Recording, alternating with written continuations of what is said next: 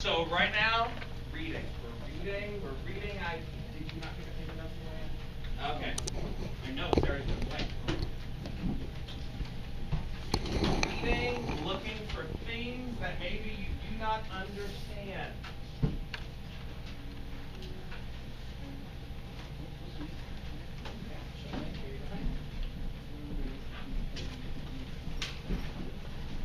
All right, velocity of a particle moving along the x-axis is modeled by a continuous function v, when the position x is measured in meters and time t is measured in seconds.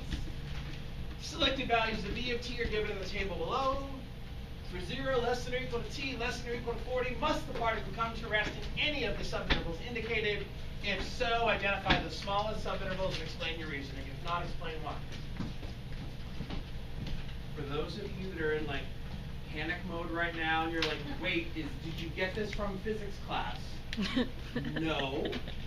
AP Calculus is a blend of calc and science. So expect that I'm going to put you in a situation like this on a regular basis. So I'll take anything from anybody, something that you're a little bit confused by. Something that you read that maybe you're not 100% sure what it means. Brianna. Thank you for asking me that question. Are you okay with what an interval is? Right, an interval like from 0 to 40. A subinterval just means a part of an interval. A smaller part. Thank you for that. What else? Anything from anybody? Never any bad questions. Yeah. Wait, T of what? Okay, not secant. That means seconds. And thank you for not saying the word I thought you were struggling with there. T is being measured in seconds. You're talking about like the math stuff? Right, you're thinking like it was like a function, like T of, T measured in seconds. Anything else that's a little confusing? Okay, what are we going to do? How are we going to solve this problem? Okay, maybe you want to graph it. Maybe what you want to do is you want to plot some points. If that works for you, feel free. Go right ahead, plot some points. If that's going to help you wrap your head around this. Now, last class, what they commented on is like, they're like, I'm not really sure what does it mean for a particle to come to rest. That's not a calculus thing that we've talked about. That's a physics thing that you've talked about. Alejandro, you're an expert at being at rest. What does it mean for a particle to come to rest? Not being moving or be constant. Okay, it's not moving. Another way to say that in terms of math equation. It's stopping, it's halting. I'm hoping for like math. It's constant.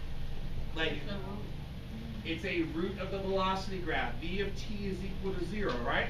So when I say the particle comes to rest, what that means is that V of t is equal to 0. So let me rephrase the question.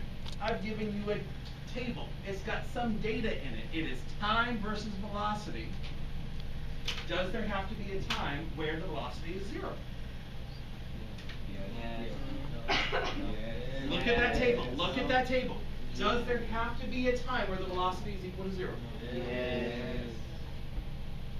Seeing some yeses, seeing some no's. I want to hear from the no people. Why not? Why not? Why not? Hector, you were saying no. Well, I don't think I changed my mind, but I saw the time second and 0. Yeah. That's just time. It's not technically the fact that it's moving on the velocity of it. But at time 0, the velocity is 3. It has positive velocity. It's moving. My question is, does the velocity have to be equal to 0 somewhere? Janaea? The velocity goes from positive to You see the velocity changing from positive to negative. Where do you see that? interval 8 to 20. 8 to 20. So I'm going to box that. This is what I mean by a sub-interval. Okay, now my question for you all is why? Why do we know, based on that data, how do you know for sure that the velocity must be equal to 0? There's something that you know. Abel, what is it that you know? So since it's going down to the negatives, it has to cross through 0. Okay, I want to push you on the vocabulary a little bit, but what I heard you say is it's going down to the negative, so it must pass through 0. That's a really strong statement, and it's correct here. I worry, though, that you think that happens all the time. There is something special that we know that no one has mentioned yet. There is something special we know about this function. No one's commented on it yet. Brianna, what's the thing that's so special about this? We're looking for the root. There is something special about the function. Shunli, what's the special thing about the function? One more time. The velocity is continuous. If v of t is continuous, we talked about this yesterday, you get something out of that. The velocity is continuous, therefore, the IVT applies. That intermediate value theorem. And it's what I think you guys were all focused on that said, oh, on this interval, because you're like positive over here and negative over here, so the velocity must be equal to 0 once? Exactly once? At least once, right? Okay, anywhere else? Anywhere else, anywhere else, anywhere else? Uh-oh. I know it's coming up on the end of the day on Friday, but I'm seeing all the same folks, so worry about the folks that aren't with me. One, where else? 32 to 40. From 32 to 40, would everybody agree that the velocity has to be equal to 0 at least once again? Yes. Okay, here comes the write-up. Okay, the write-up, and this is very specific. Since v of t is continuous, I use that little arrow. That arrow means implies. That arrow implies the IVT. IVT stands for what again? Intermediate value theorem. Intermediate value theorem. Because, oh my gosh, since v of t is continuous, this implies the IVT applies. What drew your attention to this interval 8 to 20, is that one of the endpoints is positive. So tell me that. V of 8 is equal to 5. V of 20 is equal to negative 10. The reason I care about this, the only reason I care about this is I want to know, is the velocity equal to 0? One of these is greater than 0. One of them is less than 0. The function's continuous. Do I have to pass through 0? Yes. Yeah. So I'd say this. Since v of 8 is equal to 5, v of 20 is equal to negative 10, and I know that v of 20 is less than 0, is less than v of 8, I'm going to use the 3 dots, which means? Therefore, yeah. Therefore, v of t equals 0 at least once on the subinterval 8, 20. And that's great. It doesn't fully answer the question. Doesn't fully answer the question because there's another interval.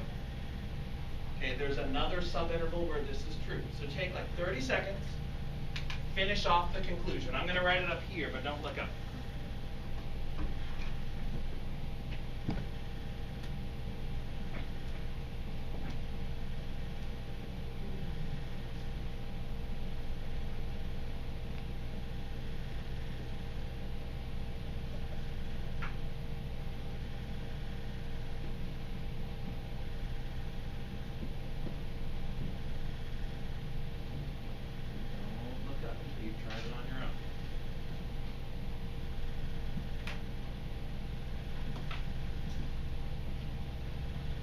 You've already said the velocity is continuous once, you're good. You don't have to say it again. But you do have to look at the endpoints. You do have to make sure you're making a comparison there. And you have to give me the conclusion v of t equals 0 at least once on that interval. How are we feeling? Mostly good? Mostly good? Alright, I want you guys to try problem number 2. I'm going to circulate. I want to see what you can do. I'm going to ask one of you to give me your paper so I can put it up there. No, oh. So, sorry, it's problem 1. My bad. The one at the bottom of the paper. The function f is continuous. What is the minimum number of solutions to f of x equals 7? When you think you know the minimum number of solutions, just show me in your paper. Come on. Give me a thumbs up or thumbs down. Shunli, you're good. Keep going. Minimum number of solutions. Show me on your fingers.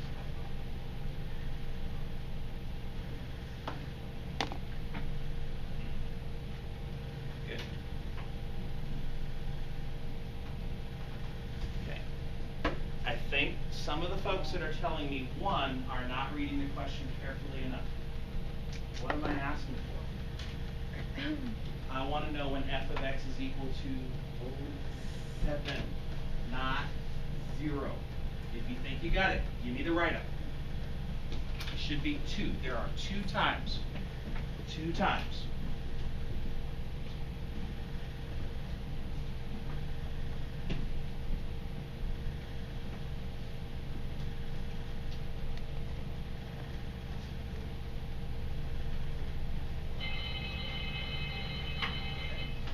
Don't worry.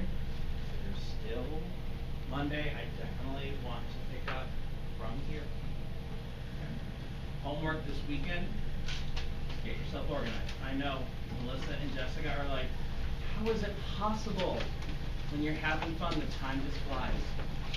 So sadly, it is time for me to say goodbye to you all. Have a great weekend. You can stop by right after class. I will have the multiple choice graded. Free response results will be posted